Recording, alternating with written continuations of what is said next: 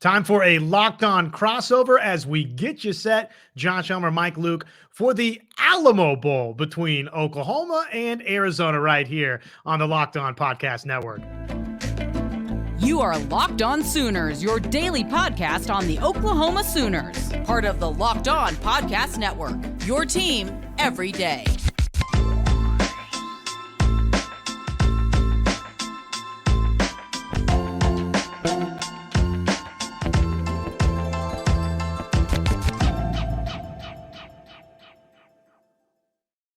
What's up, everybody? Welcome in this Locked On crossover edition, getting you set, sneaking up Oklahoma, Arizona in the Alamo Bowl. I'm Josh Elmer. You can follow me on the socials at Josh on Ref.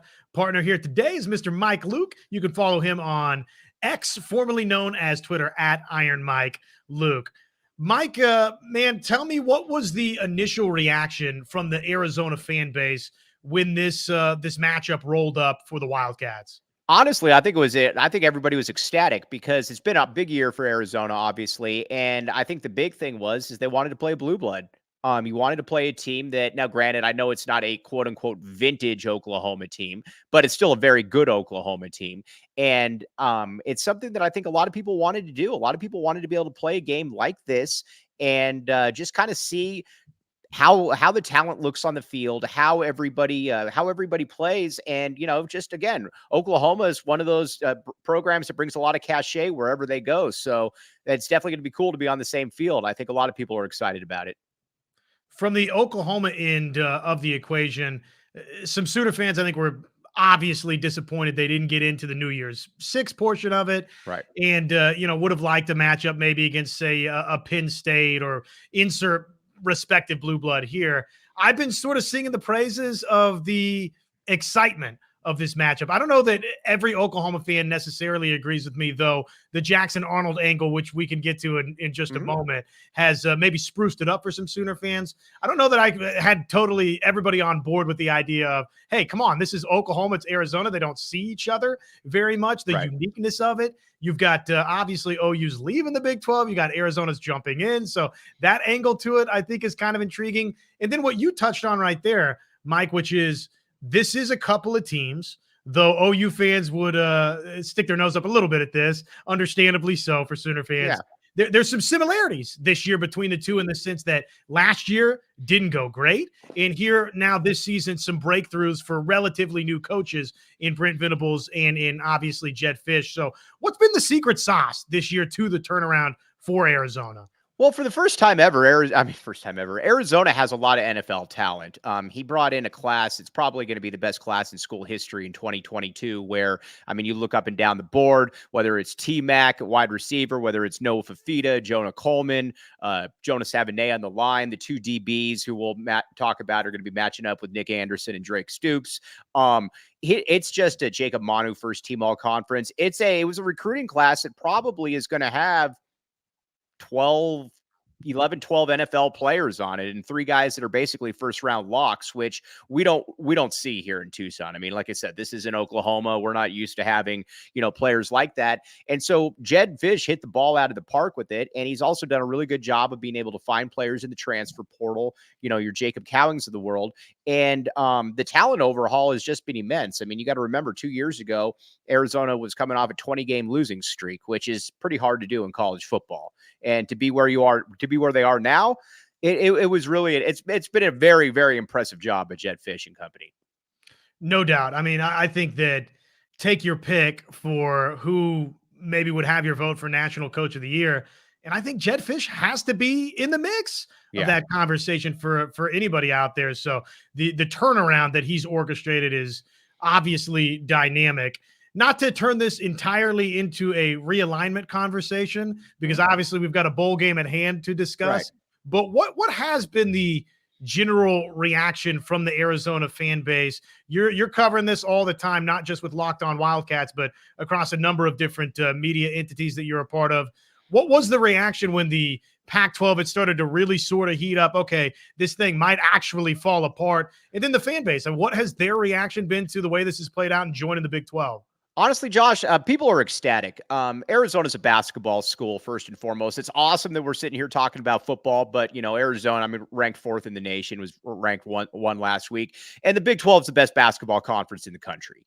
The Pac-12, it was fun, but you just have a lot of schools that just don't really care about sports. You got Cal, you got Stanford, or schools that just aren't going to be good necessarily. And I think I think a lot of people were just ready to move on to something else. And I think a lot of people are salivating the thought of a home and home with Kansas, Baylor, schools like that. And so from a basketball school perspective, everybody's ecstatic. It's just funny that the Pac-12 has probably its best year ever in the last year in its conference existence. So, kind of take the good with the bad there.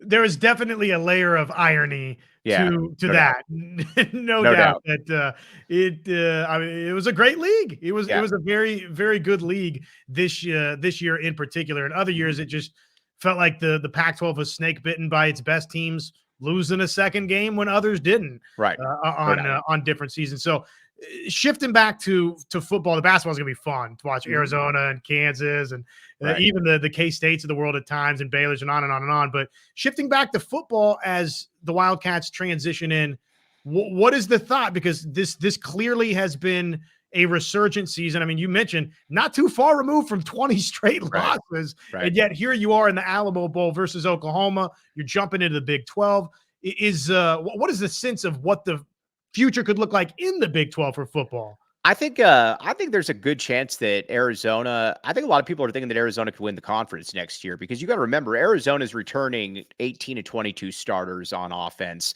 And I think it's, off the top of my head, I think it's like 34 out of 44 on the 2 deep. So Arizona's returning almost everybody from this team.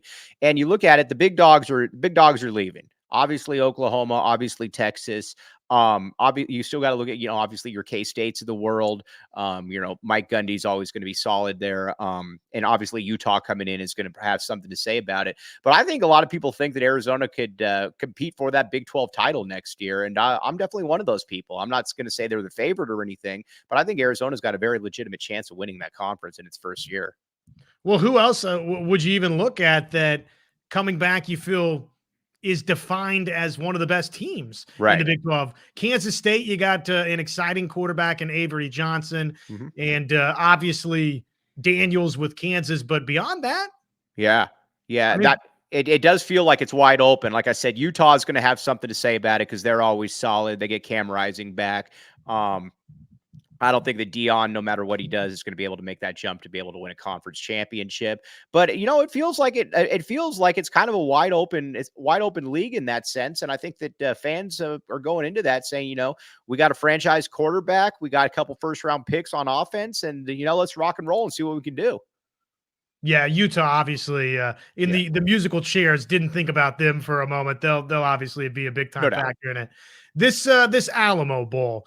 Let's dive into some of the keys of the game and the key figures of the game. Want to hear a little bit more about your thoughts on Fifita and the season that he's had for Arizona. And, of course, Oklahoma fans, they're excited to get a look at one Jackson Arnold, the 2 quarterbacks. What are they bringing to the table? We'll discuss it next right here on this Locked On Crossover.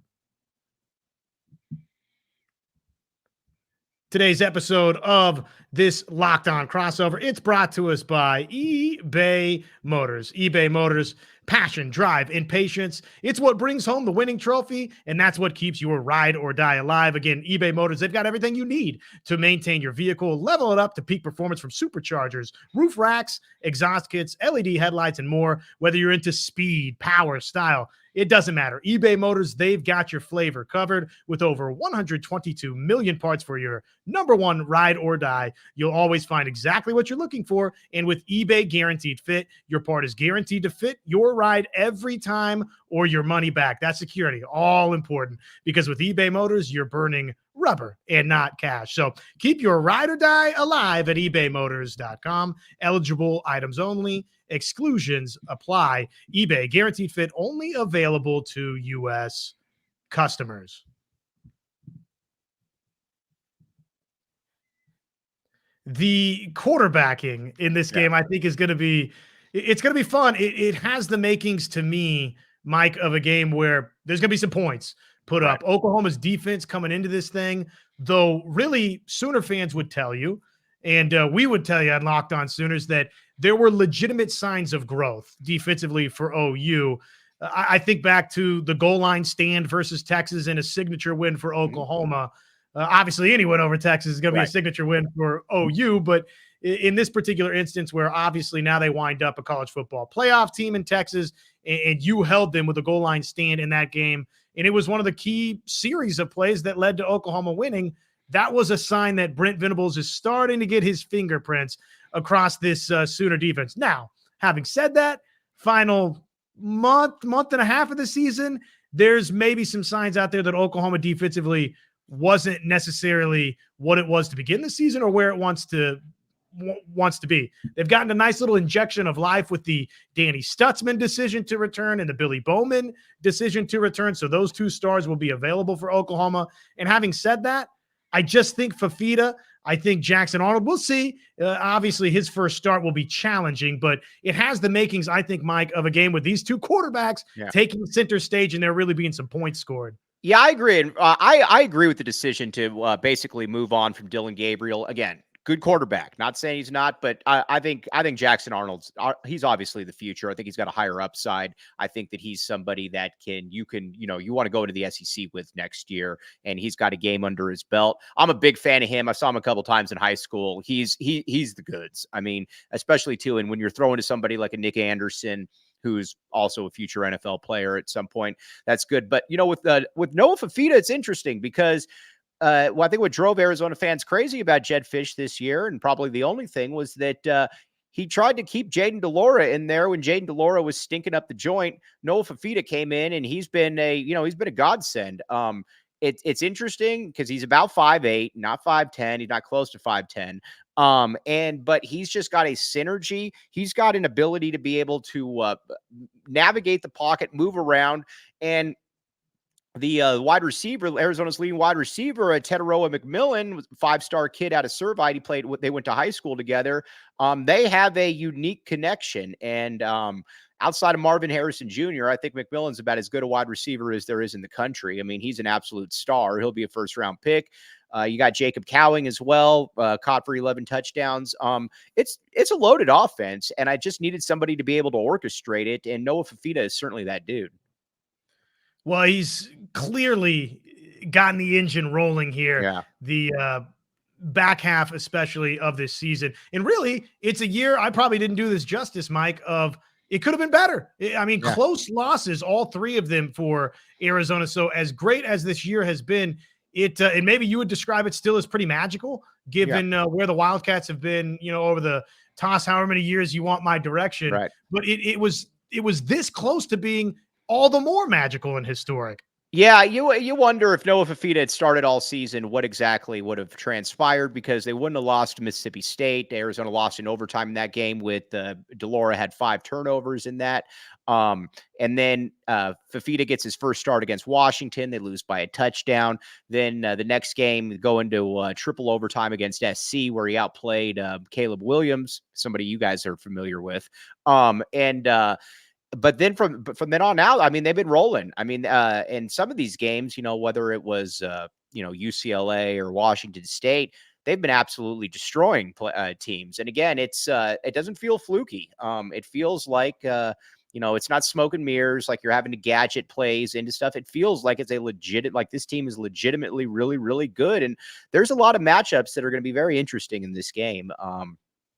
Specifically, I think with your guys' wide receivers as well.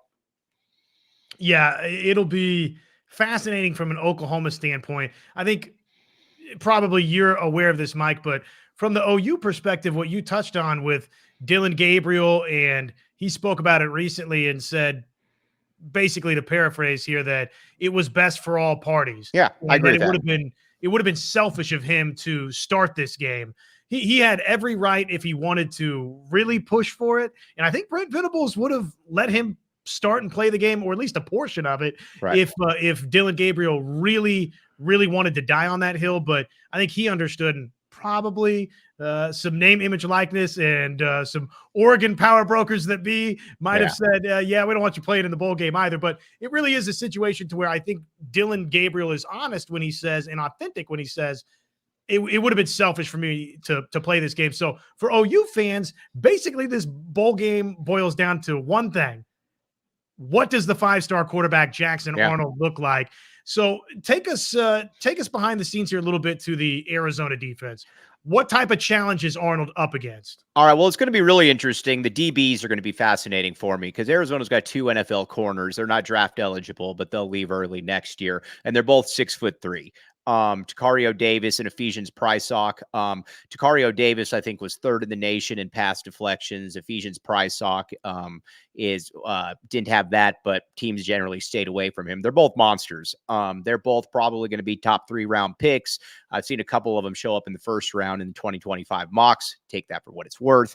But I think Prysock and Nick Anderson, is going to be an interesting. It's going to be an interesting matchup because you got 6'5" going against 6'3", a player that I think he was originally committed to Oregon, if I'm not mistaken, actually. And he was he's fantastic. I mean, I've watched him quite a bit. Anytime you average 20 yards per catch with the kind of touchdowns he does, he's an explosive factor, and it's going to be something that Arizona is going to have to keep a close eye on. Drake Stoops and Takario Davis is going to be another interesting one. Obviously, Drake brings a little bit more different of a skill set, but he's still, I mean, you look at the end of the game, 9 catches for 80 yards, it seems, pretty much every game. Dude knows how to get open. Takario Davis, like I said, bigger guy. So that's going to be a fascinating matchup as well. Those are 2 matchups that I'm really excited to watch in this game. Let's talk final keys to this game for both. And then just what does this game mean? Shared a little bit on the Oklahoma perspective. What about for Arizona? What does this game mean? We'll talk about it next right here on the Locked On Podcast Network.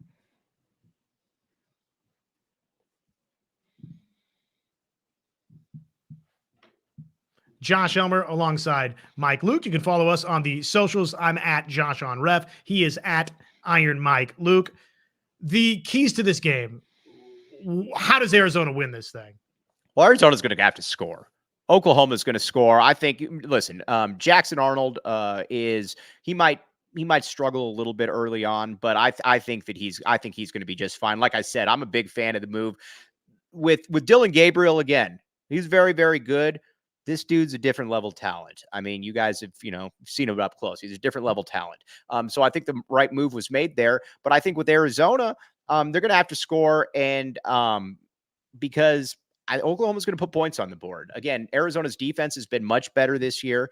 And again, you got a lot of really good players, but you're going against a different level of talent now. This isn't Oregon State. This isn't Washington State.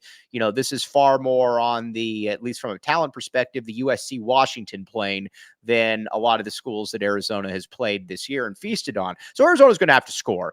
And I think it's going to be a huge game. I think it's going to be a national showcase game for Noah Fifita. I think a lot of people have looked at what he's done. He's grabbed their attention, certainly.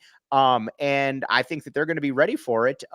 This to me is a game where it's going to be interesting because a lot of it to me is going to come down to the mentality. How badly does Oklahoma want this? And I know that sounds cliche, but again, like you said to start the show, Oklahoma goes into every season with top 10 New Year's Bowl game expectations. How badly do they want this? Because Arizona didn't go into this season expecting to be in the Alamo Bowl. So Arizona really, really wants it. That's going to be something that I think we're going to be able to figure out really early too, is just how on board everybody is. That said, Brent Venables, in his second year there, he wants to get things set it off for the right track for next year.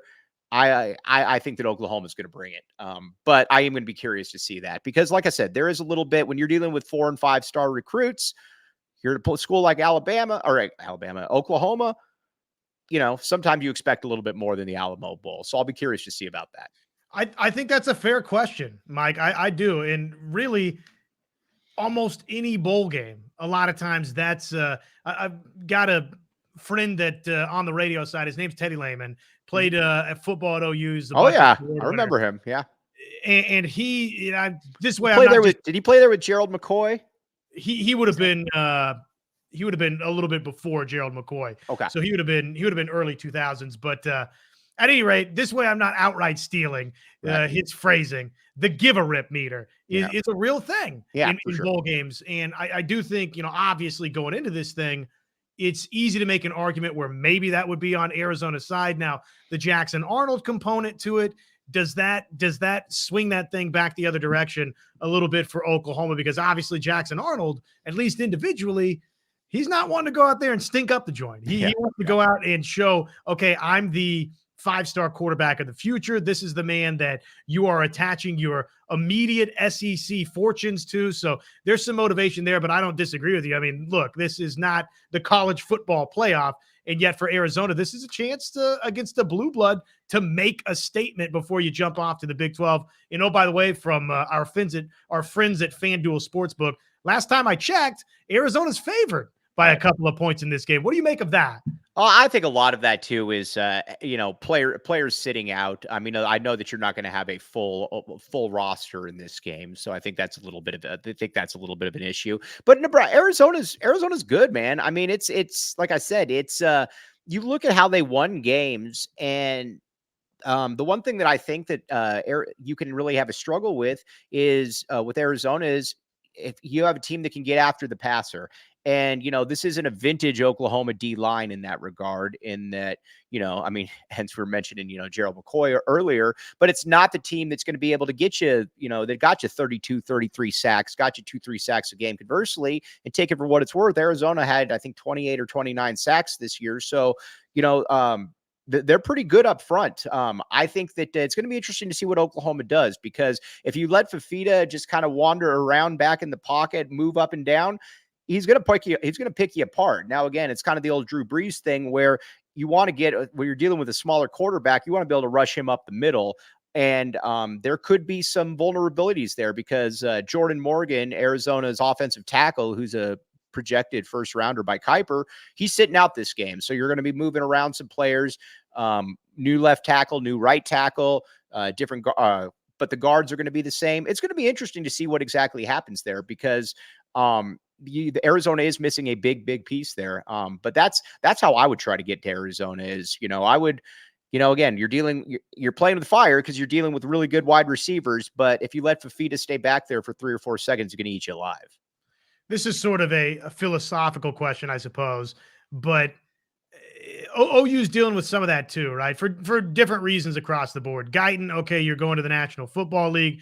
Same with Andrew Rame. Those are a couple of linemen for Oklahoma. Caden Green, totally different, right? It's a transfer portal situation. It shocked the Sooner fans when that happened, because here's somebody that's a true freshman that was a blue chip signee this time a year ago and plays in 7 games, starts 7 games for Oklahoma this season, and was great. Looked like he's going to be one of the offensive linemen, maybe your left tackle of the future, and he spurns you and goes into the transfer portal. That part, okay, I don't think we're going to convince any fans to get on board with, but the Jackson Arnold angle to this game, the fact that a year ago, I think back to a couple of offensive linemen, Savion Byrd didn't really work out great for OU this season in that front either, but that was somebody that Oklahoma fans really hadn't seen until the Cheez-It Bowl versus Florida State. He comes out along Oklahoma's offensive line, plays great. Philosophically, do you enjoy that every once in a while we get an opt-out, we see some faces you didn't see throughout the season, or are you sort of like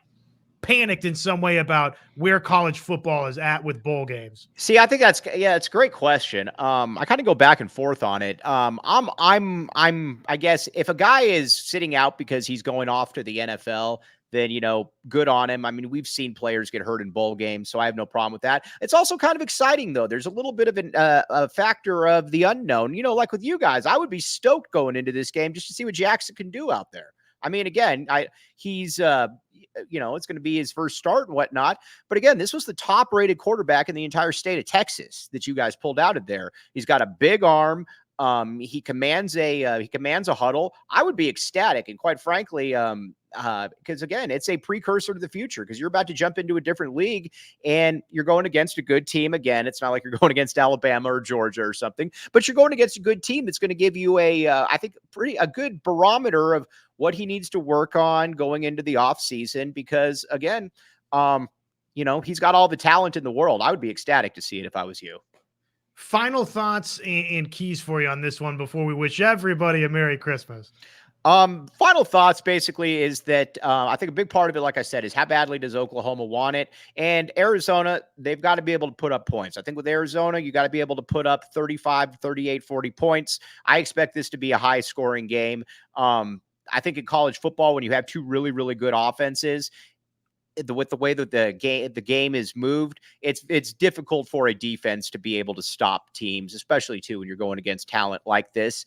And I like a lot of the individual matchups as well, like we hit on. I like both the DBs going against the wide receivers.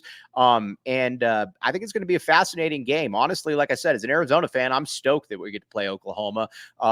No disrespect to our Oklahoma State friends who we're going to see next year, but I think everybody in Tucson was rooting for a Arizona-Oklahoma game for the reasons that we laid out. Well, and again, the uniqueness of this matchup, this might be one of the few times, if it might be the only time we really see OU and Arizona Lockhorns on the gridiron. So kind of exciting. Mike, where can everybody find you? All right, you can find me on Twitter at Iron Mike Luke, Locked On Wildcats, and do a lot of work for a PHNX Wildcat Sports as well. So that's where you can find me. Mike, hey, fun hanging out, man. Merry Christmas to you and yours, and good luck in the Alamo Bowl, and good luck in the Big 12. It'll be fun to watch this thing going forward. It's been a pleasure, my man. Best of luck as well, buddy. And I'm Josh Helmer. Until next time, everybody, for Locked On Sooners, for Locked On Wildcats, so long, everybody, and Merry Christmas.